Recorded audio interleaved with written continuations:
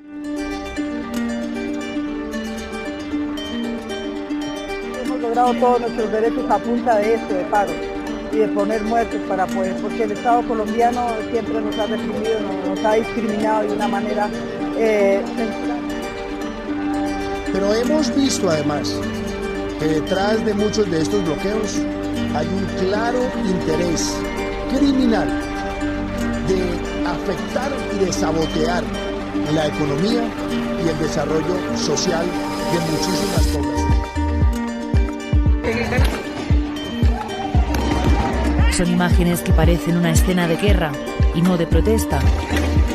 Y es que en Colombia la Policía Nacional depende del Ministerio de Defensa y no del Interior. Una anomalía en la mayoría de gobiernos. Por eso el entrenamiento que recibe es de carácter militar.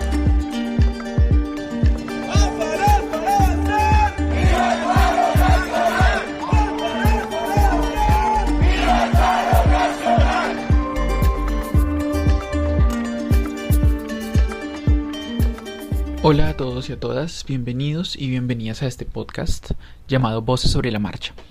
Les habla Alejandro Velázquez, yo soy un joven historiador de profesión y residente de la ciudad de Bogotá. He decidido iniciar este podcast por una razón sencilla, y es que mi país, Colombia, en este momento está prácticamente en llamas. El tejido social se ha desgarrado casi por completo, y estamos a puertas de un gobierno totalitario. Además hay una crisis institucional y una gran escalada de violencia estatal que es abrumadora. Lo que haremos en este podcast será entonces tener una serie de conversaciones con el público y con algunos invitados que nos ayuden a entender mejor cómo llegamos acá y cuál es el panorama político, social, económico y cultural en el que estamos actualmente. Cómo Colombia llegó a esta crisis, cómo llegó a esta coyuntura social y política. La dinámica que tengo pensada es que primero vamos a tener algunas conversaciones en vivos de Instagram desde mi cuenta personal, que es Dark Atenea, y además va a estar como host o como invitado también, por decirlo así, la cuenta de este podcast, que es @voces sobre la marcha _ podcast en Instagram también. Allí es donde tendremos a nuestros invitados y a nuestras invitadas, y también podremos interactuar con el público. Creo que esto último es importante para que las voces que escuchemos aquí sean multidireccionales. Posteriormente, esos lives o esos en vivos se convertirán en los capítulos del podcast. Quisiera, para comenzar en este, digamos, capítulo 0, en este capítulo de introducción, quisiera hacer un breve recuento de la situación actual, para poner en contexto las conversaciones que vamos a tener más adelante. El día 28 de abril del 2021 se convocó en Colombia a un gran paro nacional, una gran protesta en varias partes del país.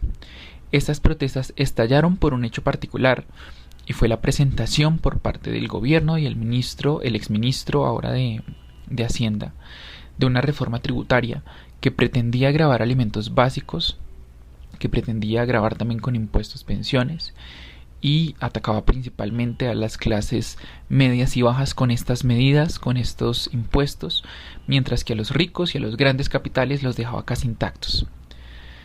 Sin embargo, esta reforma fue solo la gota que colmó la copa, pues hay una grandísima serie de razones, hay todo un catálogo de peticiones a los gobiernos locales y al gobierno nacional, que permitieron que el paro se mantuviera, aun cuando un par de días después de que se iniciara se retirara la reforma tributaria. Se retira esta reforma, el gobierno decide retirarla, pero aún así el paro se mantiene. Y esto solamente se explica porque la reforma no era la única razón del paro. Voy a mencionar entonces algunas de estas peticiones y algunos de estos reclamos de una forma muy breve. En primer lugar, tenemos a un país devastado por la pandemia del COVID-19 en términos de salud, pero también en términos económicos. Primero voy a hablar de la economía. En Colombia la pobreza ha aumentado. Más del 40% del país vive debajo de la línea de pobreza. Mucha gente, por la pandemia, por la crisis económica que generó la pandemia, perdió sus trabajos. Muchas empresas aprovecharon esta coyuntura para vulnerar derechos laborales. para hacer grandes recortes, para recortar, por ejemplo, el sueldo de sus trabajadores.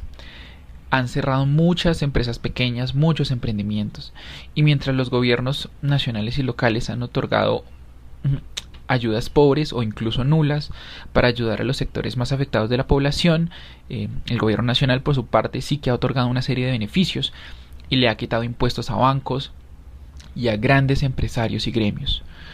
Lo que la gente está pidiendo es, entre otras cosas, una renta básica para poder subsistir, ayuda a empresas pequeñas y emprendimientos, y una reforma tributaria que grave con impuestos a las grandes riquezas en lugar de gravar a las clases medias y bajas.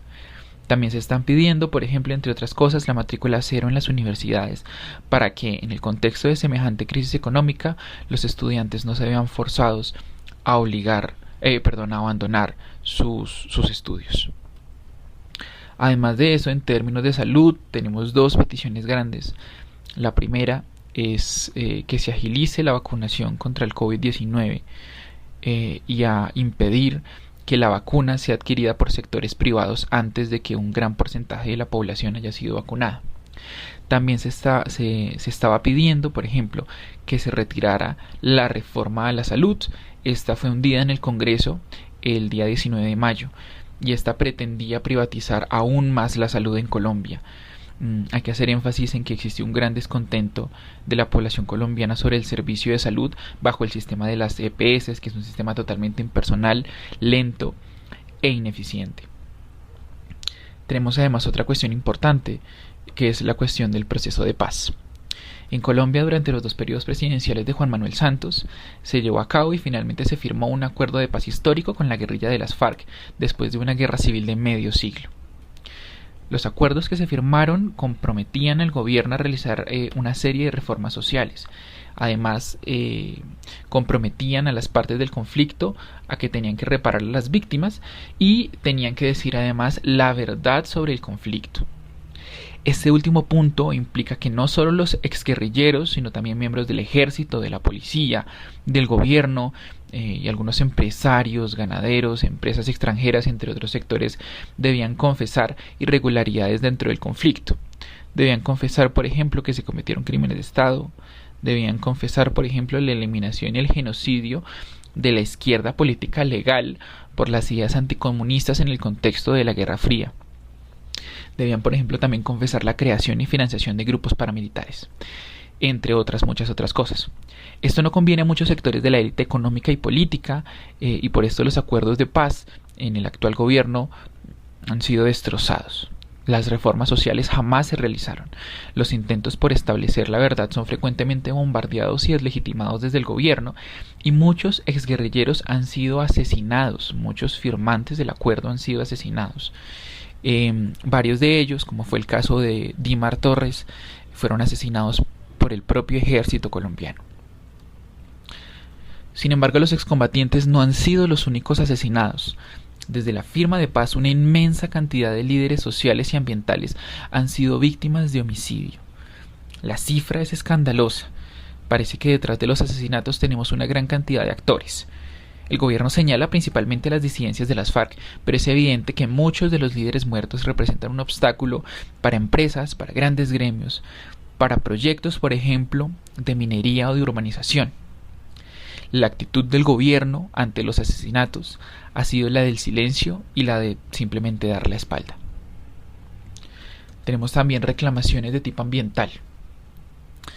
Actualmente, por ejemplo, se está pidiendo al gobierno que no se use la aspersión de glifosato en el campo como una forma de eliminar los cultivos ilícitos. Se le está pidiendo además que se reconozcan y protejan varios territorios del país para que estos no puedan ser cedidos para proyectos de deforestación, para ganadería y monocultivo, ni para proyectos de minería. Además, se le está pidiendo al gobierno que aborte la posibilidad de realizar fracking en Colombia. Tenemos una reforma muy importante que ha adquirido mucha importancia en esta coyuntura y es la de la reforma policial. La policía en este país, por el contexto del conflicto armado, del conflicto también contra los carteles, de la droga y en el contexto de la Guerra Fría, al igual que el ejército, han sido entrenados bajo la doctrina del enemigo interno y de la guerra antisubversiva. Esto quiere decir que han sido entrenados para pensar que el enemigo está escondido en la ciudadanía. De esto hablaremos con más profundidad en otro episodio. Lo que este tipo de entrenamiento y de doctrina ha provocado es toda una serie de violaciones de los derechos humanos en los procedimientos judiciales, en el contacto de la población civil con la policía y, hay que decirlo, también con el ejército, además de haber dejado varias víctimas mortales en el contexto de las protestas. En el año de 1999 se creó el Escuadrón Móvil Antidisturbios SMAT, que desde ese año ha acumulado toda una serie de denuncias por abuso de la fuerza y por violación de los derechos humanos, además de que miembros del SMAT han sido los perpetradores de asesinatos de marchantes, producto de estos asesinatos justamente del uso abusivo de la fuerza. Pese a las peticiones de la reforma policial y del desmonte del SMAT, el gobierno se ha negado rotundamente. Podría seguir las razones y las demandas que tiene la sociedad civil en Colombia en este momento hacia el gobierno, pero digamos que por ahora esbocé algunas de las que más suenan y algunas de las que más voces recogen. Sin embargo, tenemos reclamaciones de la comunidad LGTBI+, de feministas, de sindicatos, de grupos ambientalistas, incluso de grupos animalistas y antiespecistas, de artistas, de docentes, bueno, de una gran cantidad de sectores. Iremos explorando estas demandas en posteriores episodios. Los invito entonces a que sigan escuchando este podcast, a que lo compartan con sus amigos y familiares, y espero que las discusiones que aquí tengamos nos ayuden a reflexionar y a tener más claridad sobre el panorama actual. Entre más información tengamos, mejores decisiones tomaremos, y creo que estamos próximos a un momento histórico en el país, en el que tendremos que tomar varias y muy importantes decisiones. Muchas gracias por escuchar esta breve introducción. Por favor, cuídense mucho. Recuerden resistir desde la lógica del cuidado.